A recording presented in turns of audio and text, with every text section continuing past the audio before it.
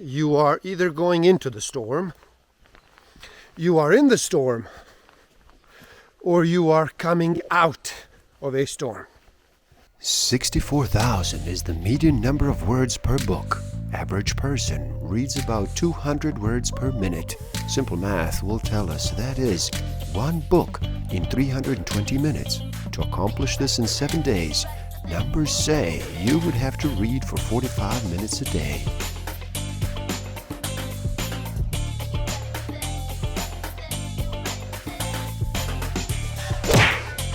Don't forget to subscribe. Hit that notification button, like, comment, and share. Enjoy. Welcome to the Book of the Week series. Every week as I read another amazing title, I share it with the world. My name is Igor S.F. Walker, and today we look at You Made It Up, Now Stop Believing It. The powerful body memory process for childhood vow, discovery, and release. By Kathi Sohn. So how about you slow down and relax? Reduce all that noise for just a bit. Make that choice and decide to listen. In this video, we are led through the basics of how and why we create our core beliefs very early in life. You will learn how to discover your own childhood vows by first taking an honest inventory of what is in your life. Stick around till the end. I will share with you some tools I do have and use that will help you tremendously in this game of life. Discover a way to find out what actually motivates you, what innate human need is driving all of your decisions and your behavior. I will share some tools to improve your self-awareness, social awareness, self-management, and relationship management. We need to be aware of our beliefs, our thoughts, and our words, as they all greatly impact us in many ways. Indeed, our words, beliefs, and thoughts are all powerful tools that can influence us each day and throughout our lives. Words do have power, and so do our thoughts and our beliefs. When we begin to recognize and to understand this and implement the body memory process, we can then begin to heal. Discover the world of possibility that comes with becoming conscious of our thoughts, our words, and our beliefs. Living consciously is essential to health, safety, and quality of life. You see, disease happens because we do not pay attention to the messages from our body that would alert us to an imbalance. Our body also gives us feedback on our eating, on our water drinking, eating, sleeping, and exercise habits. But are we paying attention? Building your awareness begins with learning to listen to your body again. Your body will help you learn what you created because you are holding those decisions within. Understanding the way your body and your brain communicate and recognizing how the body sends messages within its systems and to you is key to understanding how childhood vows are formed, sustained, and can ultimately be released. Our body reflects our subconscious and can give us so much valuable information. The body is always talking to us, but we are taught early in life to ignore what it tells us. We listened to our bodies when we were very young, but over time we became conditioned that other things and the opinions of others are more important, so we stopped listening. Your body carries and stores information about your emotions, about your thoughts, about your beliefs. And as humans, we are very connected to each other through shared emotions, And this is instrumental in the formation of childhood vows. By the time children are 7 years old, they have assembled their childhood vows into a survival kit for life. The child is motivated to form a vow to survive in the world, but childhood vows are far from true survival mechanisms and can even be life-threatening to the adult.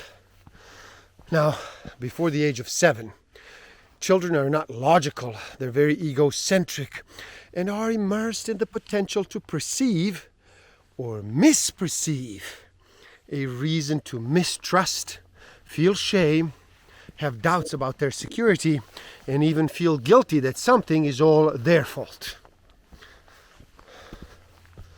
Vows can also form during positive emotional events, and these vows can create difficulties for the adult as much as negative emotional events. The truth about chaos is that its apparent randomness is but an illusion. Its formlessness is full of exciting possibility, and its unpredictability portends the arrival of something fresh and new. Healing from our childhood vows and becoming conscious parents can only occur when we learn to embrace chaos, knowing we are competent to handle the change called healing, and every change life will bring. Children create their core belief systems by observing the world around them when they are very young.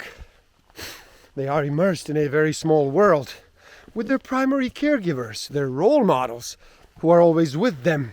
Now, if their parents are carrying around their own baggage from early childhood, they are likely to try and control what is in their world, being run by their own subconscious behavior patterns.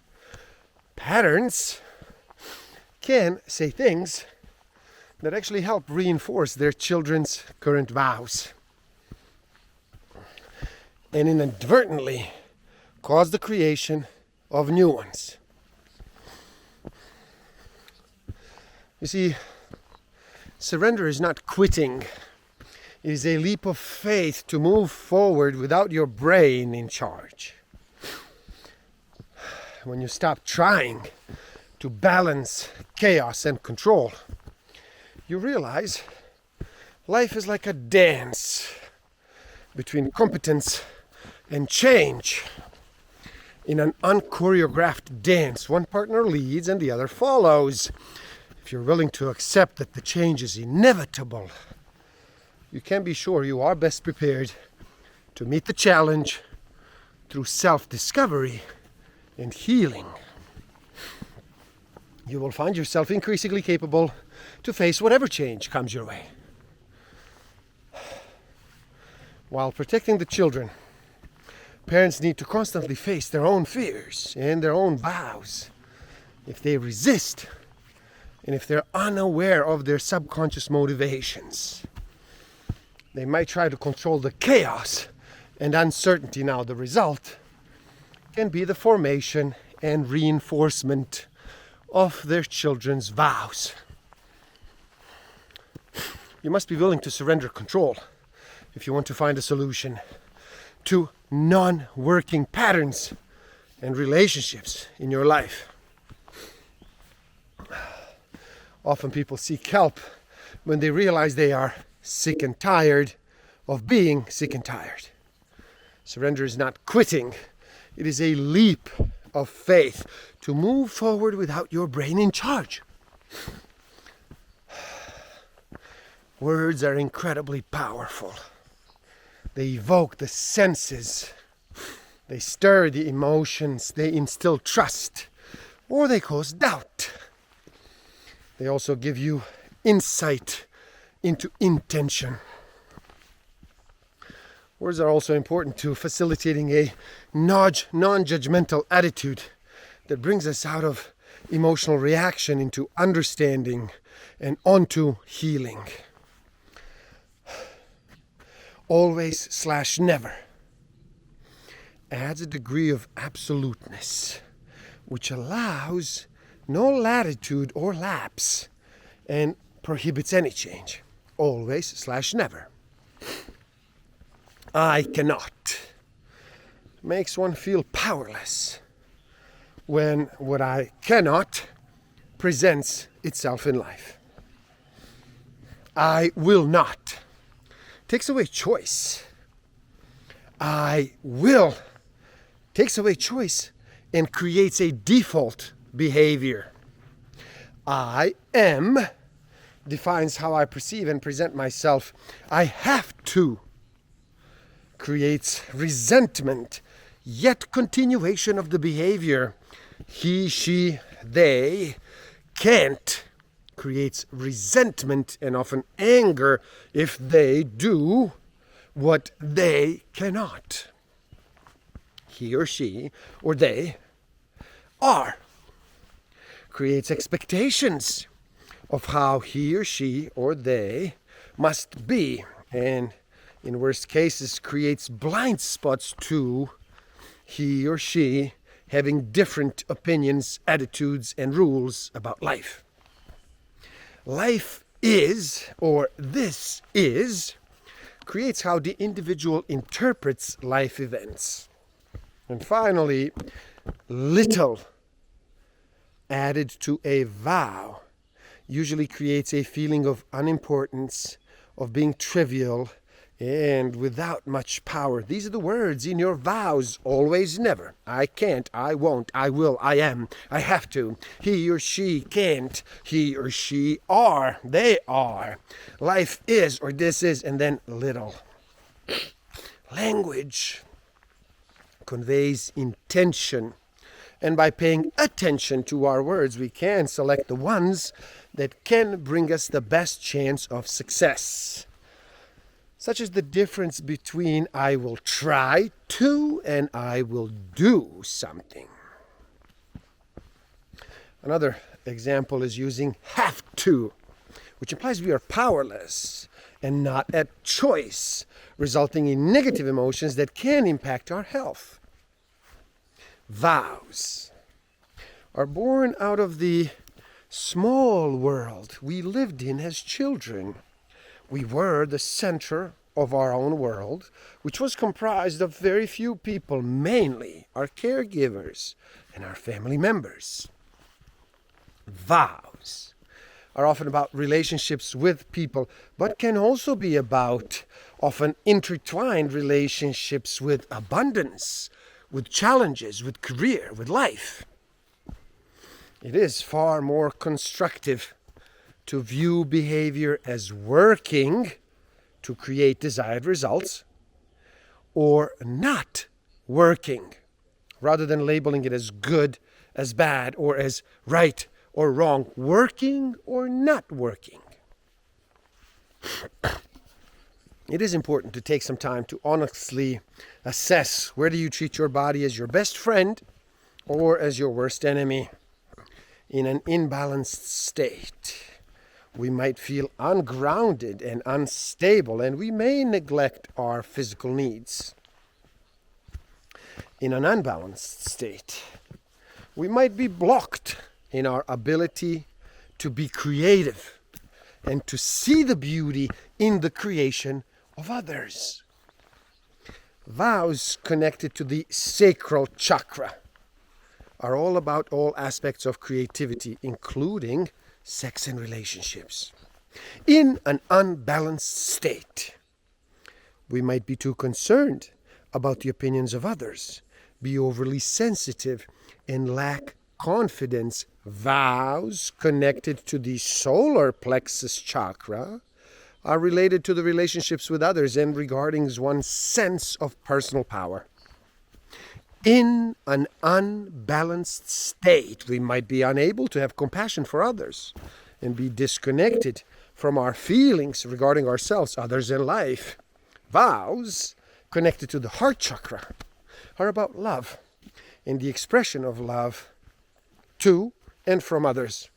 In an unbalanced state, we might not be able to communicate with integrity, thoughtfully and clearly.